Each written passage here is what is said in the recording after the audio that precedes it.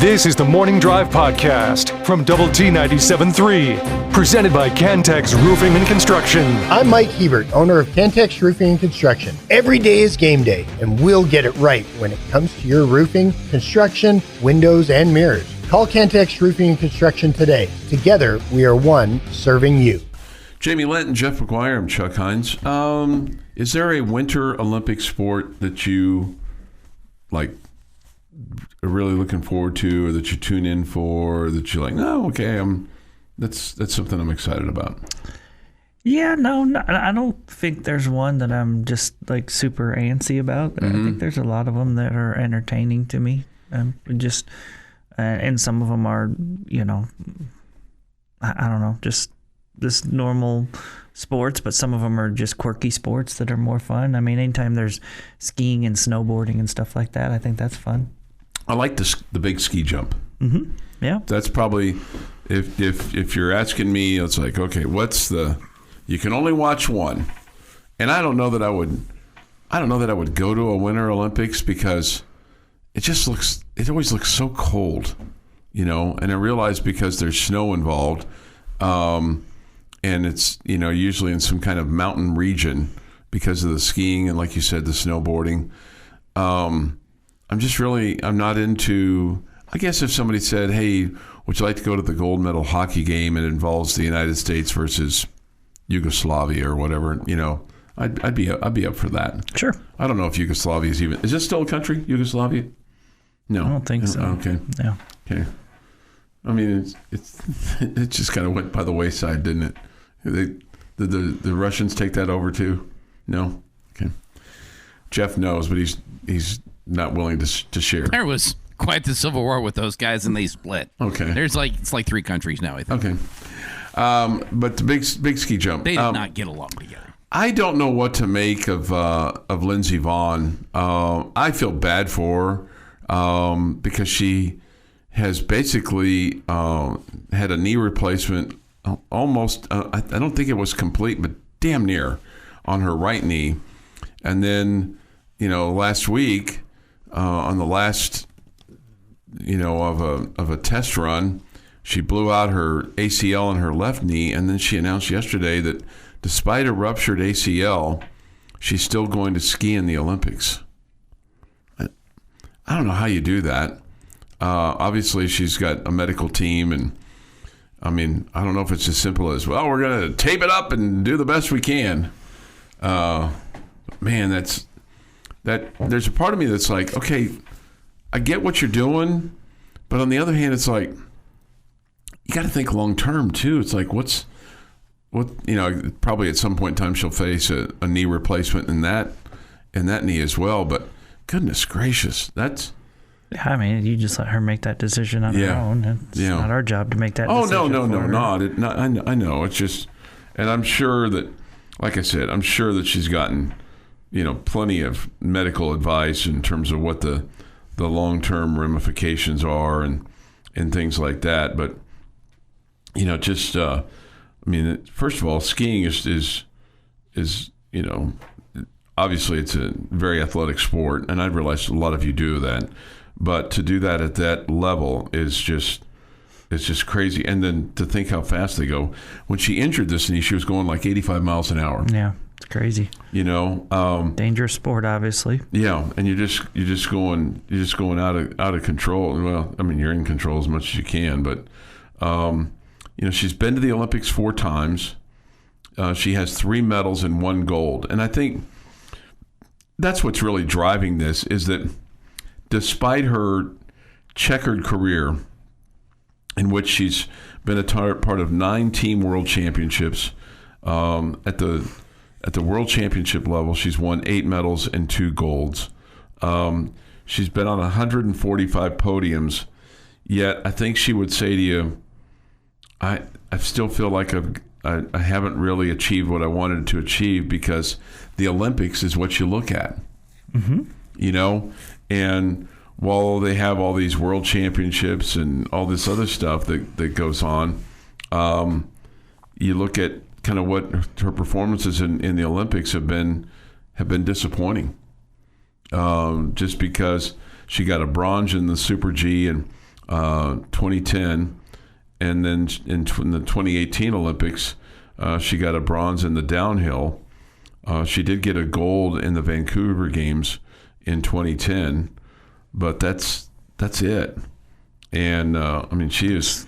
It's a lot more than most do. Oh, I know, I know, right? But I mean, when you achieve it, when you're at that highest level, you probably have that desire to get. Okay, there's something out there that she's not gotten that she really wants. Now, you mentioned she has the gold. She has one. Yeah. So I mean, I think she just competitor and an athlete and wants to keep competing. All those kinds of things. And pretty rich for the guy that always says it's never good enough. I mean, she's got one gold. I know. Pretty. She's also, oh, by the way, still able to compete. Yeah. Right. I mean, she hasn't. It's not like she's trying to hang on. No, but I mean, she hasn't competed in the Olympics in 8 years.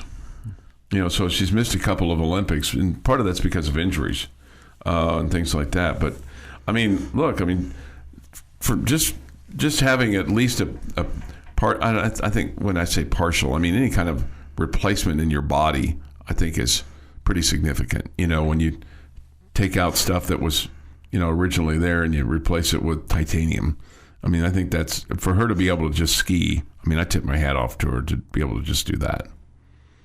I think that's a more than remarkable achievement.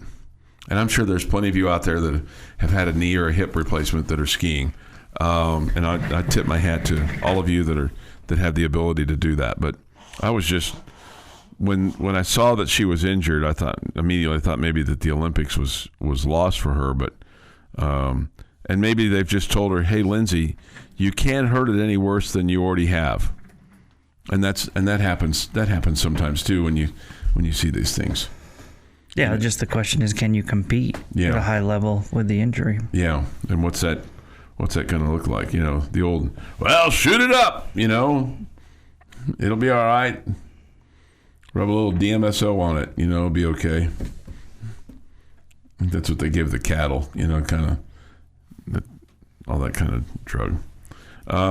Mark H says this: Yugoslavia is now Slovenia, Croatia, Bosnia, and Herzegovina, Serbia, Montenegro, North Macedonia, and Kosovo. Oh, thank you, Mark.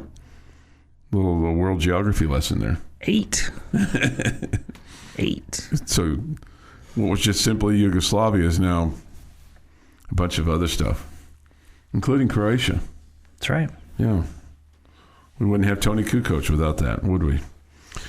No, I think we still would.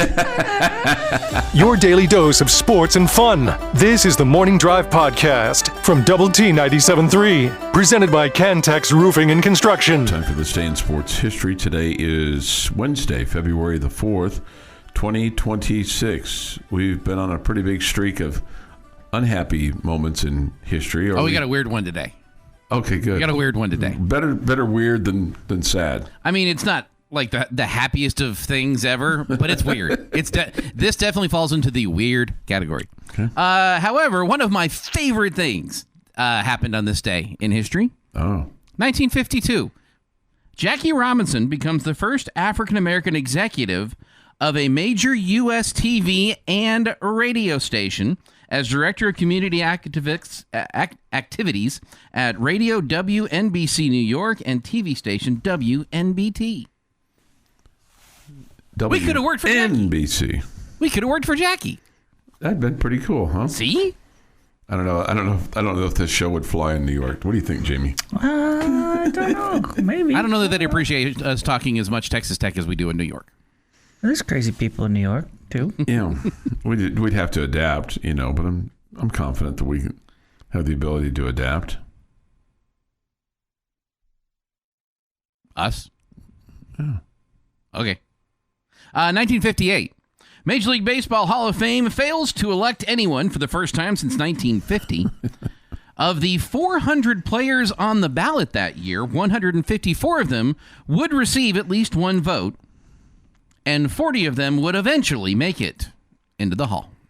40 would eventually make it. 40. Wow. What year was that again? 1958. 1958. Drunken baseball writers. I will concede 58 to them because of how many players were on the ballot and how many got votes, that getting the required number of votes would have been hard. I think that was the problem. I think that was what led to that problem. With 40 eventual Hall of Famers, you're not going to put 40 people in 1 year. Yeah. But 1960, voters failed to elect a new Baseball Hall of Fame member for the first time since 58. Total of 134 players received votes on the ballot, including Lefty Grove, who received 6 votes. Why is that important? He was already in the Hall in 47. I guess they didn't have the internet, right, to Google it. Hey, is this guy in or not? 39 would eventually make it into the Hall of Fame. This would also be the last year until 2021 not to have a Hall of Fame class. Okay. 1983, U.S. Male Figure Skating Championship is won by... Brian Boitano. No, but good guess. Scott Hamilton. Scott Hamilton. It's like your other guess, right? Yeah, right. That's right. 1995, in a 107-88 win, Texas Tech's Jason Sasser scored 36 points against TCU, a feat he would duplicate a month later in Fort Worth. And they just put him into the Ring of Honor as well the other night. And in 2019, one of the few people who acknowledged that he knows Chuck, because Chuck's his guy. Brandon Francis scores 16, and the number 18 Texas Tech Red Raiders hold out West Virginia without a field goal, for 15 minutes in an 81-50 home rout. That's some defense there, Jamie. Yes. That 2019 team could play some defense. No doubt. It is National Homemade Soup Day. Okay. Is there a particular brand of homemade soup? I mean, a particular is recipe? There a brand of homemade soup? Is there a particular version of homemade soup that you enjoy? I've got a chicken noodle vegetable soup that I make that I like. Okay. That sounds good. Yeah. Happy birthday to Alice Cooper, who is 78. Natalie Imbruglia is 51. And Lawrence Taylor is 62. Wow. Just 62. Just 62. And on this day, 1974, Patty Hearst, the 19-year-old granddaughter of newspaper publisher William Randolph Hearst, is kidnapped from her apartment in Berkeley, California, by 3 armed strangers. They were members of the SLA, and the twists and turns that this case would go into would make a great movie. Probably need to redo the one from 88, though, because that was meh. Let's see. First, the kidnappers wanted the Hearst family to donate, I think it was $27 per person in poverty for food, which totaled like $6 million. So they did that. And then they said it wasn't enough. So then it needed to be $7 million. Well, then the Hearst family was like, okay, cool, we'll pay it once you release Patty.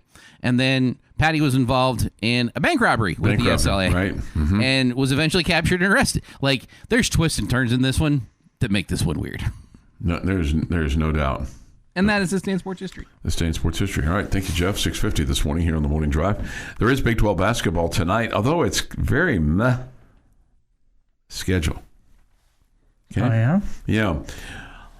Now, this will be interesting to see how this particular team plays tonight because they're on the road. At home, as we well know from last Saturday, and other schools well know from their home visits to Orlando, they do quite well. You don't necessarily think of as Orlando and UCF as this bastion of college basketball fans that just turn into crazies, but I mean for whatever reason they play really well at home. But UCF tonight plays at number 8 Houston.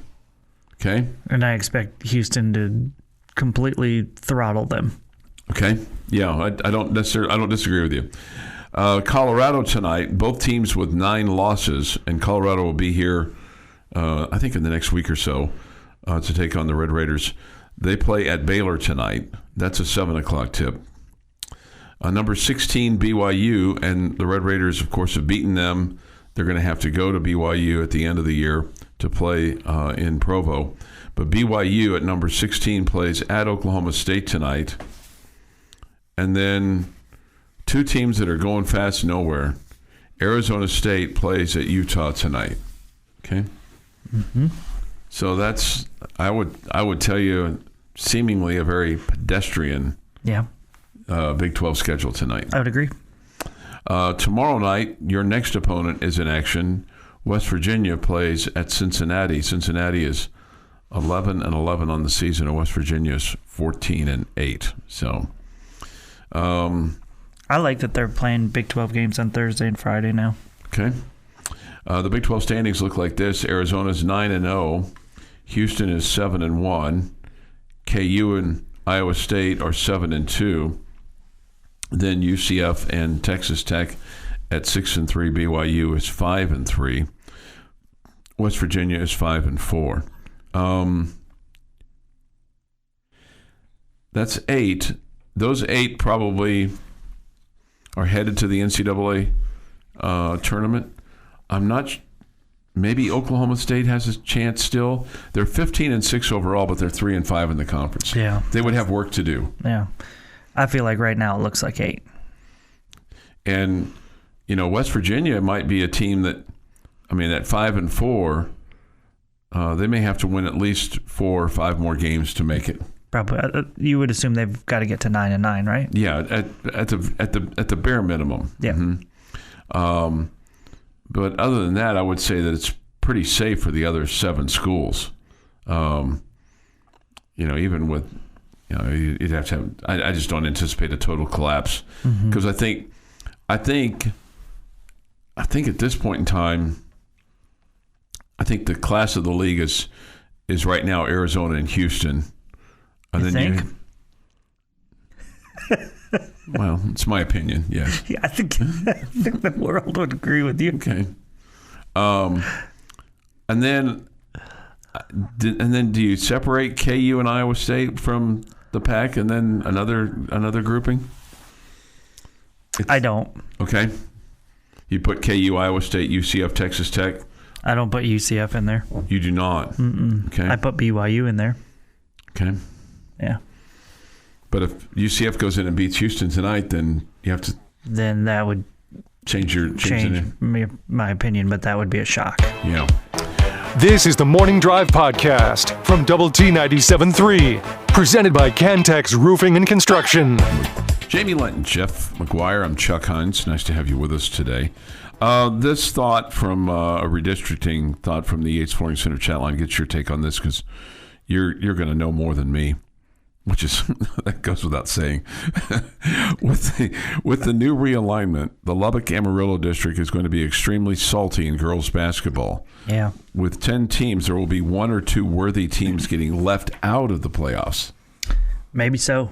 There's no doubt. I mean, when you're talking about Amarillo and Tascosa, those are 2 really good programs, and Memorial and Friendship obviously have been really good in the girls basketball game, and so is Monterey. I mean, they're coming off a state championship. So those, right there, that's 5 teams right there in that district that have been really, really good of late. Yeah. So one of them is not making the playoffs next year. Which, when you think about that, you kind of look at it sometimes from the football perspective of how many times have we seen teams get into the playoffs with like 1 or 2 wins, and you're like, what are we doing here? Yeah. But that's just kind of how it goes sometimes. Yeah. And so on the basketball side of things, Cooper will be in that mix as well, right? Yeah. And obviously Cooper's been to the state tournament in recent years, so those are a bunch of really good programs, and again, only 4 of them can make the playoffs. Trying to think about who is coming back. Amarillo High, their best player is just a junior this year. Friendship, Jada Jackson will be back next year, so they should be good. Cooper's, one of their best players, is back. Their really good shooter is back. Monterey losing their two studs to the next level probably will obviously hurt them a little bit. So it'll be a really fun district to watch on the girls basketball side of things, no question, because those are all programs that have put out a bunch of talented players in recent years. Yeah. And they just seem to keep coming with those programs, so that's good. Yeah. 7:18 this morning here on the morning drive. And it will be interesting next year, the ones that are moving on to play, whether it's, at Texas Tech or Oklahoma State, who makes the biggest impact over the next 3 to 4 years. I mean, that's given that Ambrosia Cole stays at Texas Tech for 4 years, or that Addison Bollinger stays at Oklahoma State for 4 years. I mean, there's no given anymore. Yeah, no, absolutely not. No question. Whether that be decided by the player or that be decided by the team. You know, you know what, we're really gonna we've out recruited you, and you don't really have a spot here. You probably should go somewhere else, kind of a deal. Or you peaked your senior year in high school and you didn't get any better, because that certainly can happen. I mean, we see it all the time. I mean, and maybe it's just a more prevalent. Maybe we see it more prevalent in basketball. I mean, it's in football too, but because there's fewer players, it seems like they stick out more. I can't tell you how many times I've done a basketball game this year, and I mean, look, the Lady Raiders have plenty of transfers too, and at least one player that's on our third team. Where you go, and she played at blah and blah and blah and blah and blah, and you're like, how does this compute? But I mean, sometimes it's the player, and sometimes, like you said, it's the program that have said, hey, you don't really fit kind of what we're doing, and we need you to move along. And you're seeing teams, at least I am, at this Power 4 level, not use their full complement of 15 scholarships. Okay. Which I think is on one hand is fine, because I think it's really hard for those, whether it's guys or gals, and really more the girls. If you're 13, 14, or 15, I mean, you're not playing very much, if at all. Is that because they don't want to cut the pie in another piece for the NIL money?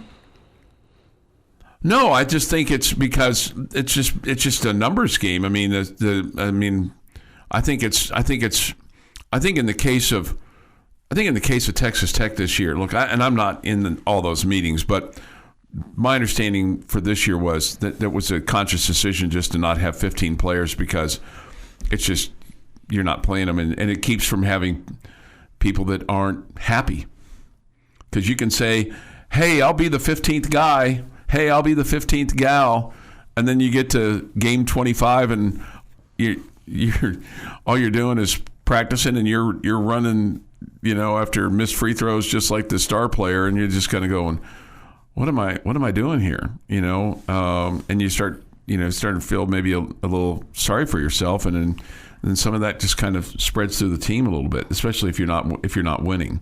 So I think it's fine to be at 12.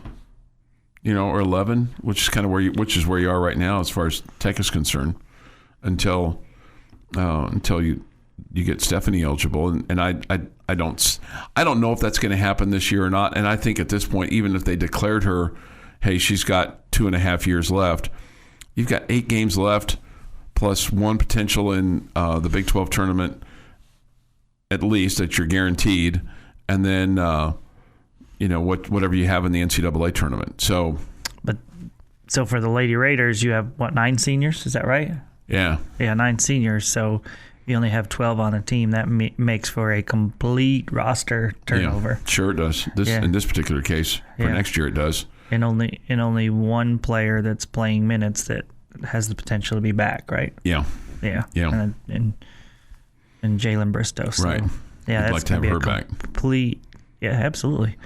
Yeah, so it's going to be, so not putting those extra people on the roster means you're not bringing them along. They're not learning your system. They're not, all that good stuff. There's a piece of that, but if you're bringing in those quote quality freshmen or those quality transfer players, I mean. Yeah, you would have to think the Lady Raiders are going to have to hit the portal hard this offseason. Well, right? they got this. I think they've got 6 already guaranteed coming in because of the freshmen that you've got coming in. plus your returner. So it's like 5 plus 1. You're not going to want to make 6 freshmen your No. top 6. Yeah, you're gonna. Yeah, you got portal work to do, which I'm sure that's being done right now. I mean, you're scouting players, you're talking to players, Whoa. Time out. You can't be talking to players. Well, you're probably not talking to players. Scouting's fine. NCAA, do not listen to this show. You're not talking to players. I mean, I don't know that they're not talking to players. So Goodness, hang on. the views of opinions of Chuck Heinz are not necessarily those of Jamie Lent, Jeff McGuire, or this station. Or the Lady Raider basketball program. Yeah. Goodness gracious. Yeah. Anyway, so the difference in football and basketball is in football you can play 4 games before you lose your season. In basketball you play 1 game and you lose your season. So because somebody asked about postseason count towards eligibility, once that basketball player steps on the floor, that's a season. Well, how is Devin Cambridge still playing then? I don't know.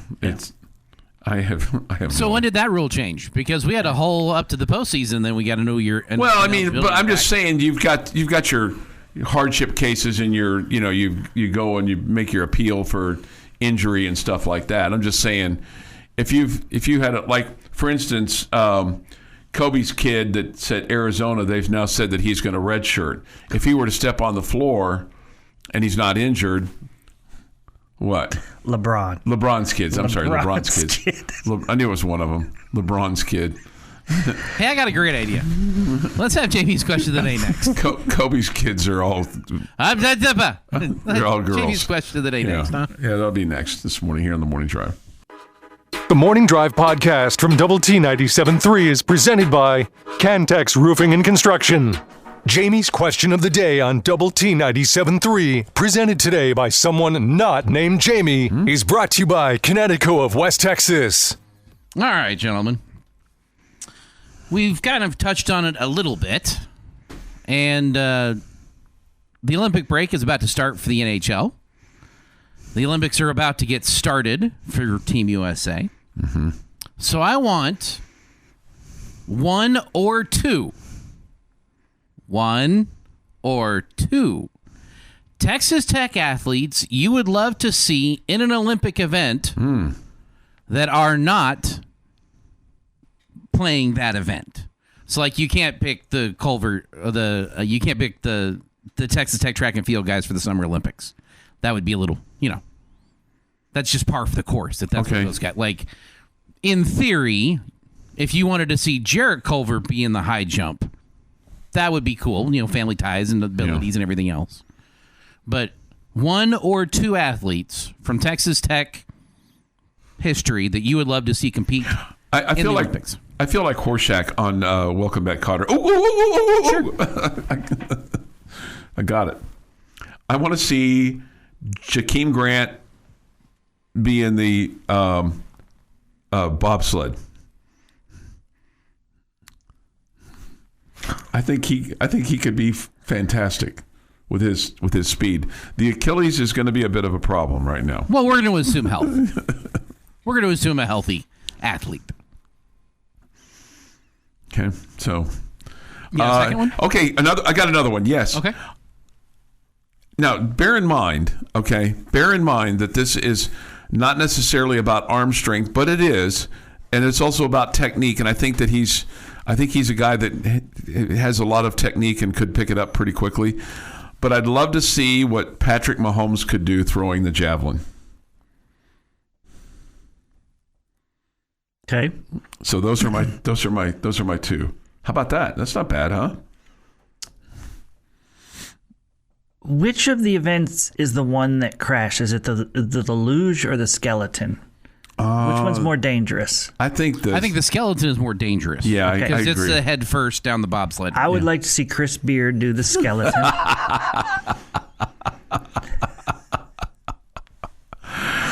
I would think that was quite comical. Just the anticipation of, like, is this dude going to fly off the track would be phenomenal. Okay. Okay. Okay. You got a second one? How many people on a curling team? Well, At least one roller, whatever. 2 sweepers. And 2 sweepers? Yeah. 1 roller. There's probably 4, if I had to guess. Like, there's like one person that isn't each round. no, I think it's, well, I mean, I think it's a team of 4. okay, team of 4. Like 2 sweeping, 1 and 1 sitting back waiting for their turn to do one of the 3 jobs. See, I think you're making a schmockery of this. I'm not. No, Jamie. He's getting ready. He's getting ready to say like Clint and me and We aren't Texas Tech athletes. yeah. Yeah. I want Cam Warren. Uh-huh. I want Brian Klein, Josh Young, and Cody Masters as a curling team. Because I just think it would go... I think you would have 4 guys trying to tell each other what to do, and it would be quite comical that it would probably fail miserably. But all of them would think they were great at it. Do you, do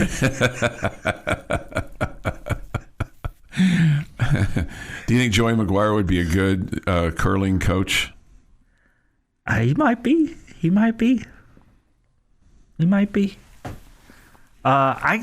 said Jakeem, and how would you not put Jakeem in like short distance running events? Well, sure, yeah, in the 100, yeah. Instead, you wanted him in a bobsled. Well, It is the Winter Olympics. I thought we were kind of staying with the Oh, Winter we were Olympics. sticking with the winter. Well, but then I had You didn't have to stick with the Winter Olympics. then I had Mahomes throwing the javelin. Yeah. Okay.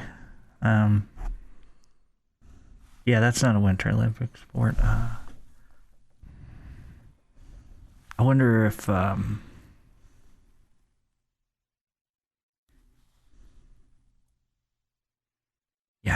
wonder who would be good at... I'm thinking of speed skating. Like a really fast guy that we've had. Like a Jakeem. I think Jakeem would be the best because you want a smaller guy for that. Yeah. Yeah, taller guy doesn't seem like that would be great. Lower center of gravity. I'm kind of going where Chuck is going with his first one. And I'm naming 3, but it's for one event. I would love to see, in their prime, we'll go Byron Hansbard, James Gray, and I don't know that I would put Jakeem in this list. He's fast, but he was so small, he was light. You want power for the sprinters, for the bobsled team. So I'll take Taj, I guess, as a 4th. And have someone who knows how to drive. You got to have one guy that's light that can jump in there with dexterity, and I think all 3 of those guys have got dexterity. But it's also you got to fit in that thing too. Oh sure, yeah, you'd have to have a big bobsled. Jakeem, there may be the 6th man, but Jakeem would be he'd be perfect. I want our whole linebacking crew in the bobsled. Roberts, Rodriguez. I mean, let's just get all of our linebackers. John Curry, Ramirez, whatever. Let's get those. How many in bobsled? 3, 4? Mm-hmm. There's a 2 and a 4. 2 and a 4. Let's go with I thought there was a 6 too. 4-man team 2 and 4 of the linebackers for the Red Raiders. I do like this answer: J-Rod Wrestling and Bailey Powerlifting. Okay, those are good answers off the Yates Flooring Center chat line. I wouldn't want to wrestle J-Rod. No. I would lose. What is ski mountaineering? It's new in 2026. What is it? I don't know. Yeah. See if I can figure it I out. don't know. To me, the linebackers would be more suited for put them on the ice hockey team because they'd be punishers. Skill mountaineering is a sport that combines the skill of skiing and mountaineering. Participants use specialized equipment to ascend and descend mountainous terrain, typically involving a mix of uphill climbs on skis and downhill skiing. All right, I'm in. Okay. Sounds fun. Your daily dose of sports and fun. This is the Morning Drive Podcast from Double T 97.3, presented by Cantex Roofing and Construction. Pretty good assumption here. The Dallas Stars are in action tonight. Final game before the Olympic break. Okay. Against the St. Louis Blues. 8:30 tip. 8:30 puck drop. How long is the Olympic break? Is it 3 weeks? I think so, but don't quote me on that. This is still my first year of really paying attention to Stars hockey, so keep that in mind. and it just happens to be an Olympic year. I'm learning as I go here. All right. Good morning with Jamie Lent and Jeff McGuire. I'm Chuck Heinz. Nice to have you with us today as we enter hour 3 of 3. Coming up an hour from now, it is the end of the bench on 100.7 The Score. Dan Patrick on Double T 97.3. The national folks have entered the city limits of San Francisco or whatever city that they're, and eventually they'll make it over to where the 49ers play the actual game, which is, I don't know, about an hour away from San Francisco, which is crazy in and of itself. But at any rate, a lot of Super Bowl coverage on the Dan Patrick Show on the Herd with Colin Cowherd, and we got the local stuff for you on the Morning Drive, the Tech Talk, End of the Bench, and the Bottom Line. This is the word. We come to you, Jamie, Jeff, and I, from the First United Bank studio, and take your thoughts and comments on the Yates Flooring Center chat line, Visual Edge IT hotline. We get this from the Yates Flooring Center chat line. This is the word I was looking for.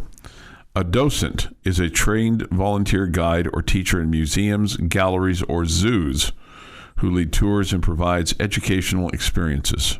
A docent. Yeah, thank you. We get this, though. Somebody else says I should stick to my Walmart greeter status for future plans. I will not do that. I will not do that. It's not the clientele Chuck likes to hang out with. I just don't have that desire. I mean, we had door greeters at your friendly Overland Park Kmart, okay? And you were there you had the color of the day, okay? So that if somebody was bringing in return, you would have to put it on the sack or on their merchandise, okay? The color of the day. And before the store opened, attention Kmart employees, the color of the day today is red. Red is the color of the day today. And then when they came in the South Tower, we had 2 towers, South and North. Excuse me, the North Tower. The North Tower had the restrooms. And for whatever reason... Where was the sniper? Which tower was he on? In case somebody came in. The sniper could be along the... There was a upper deck where the offices were, and you could look out through the whole store.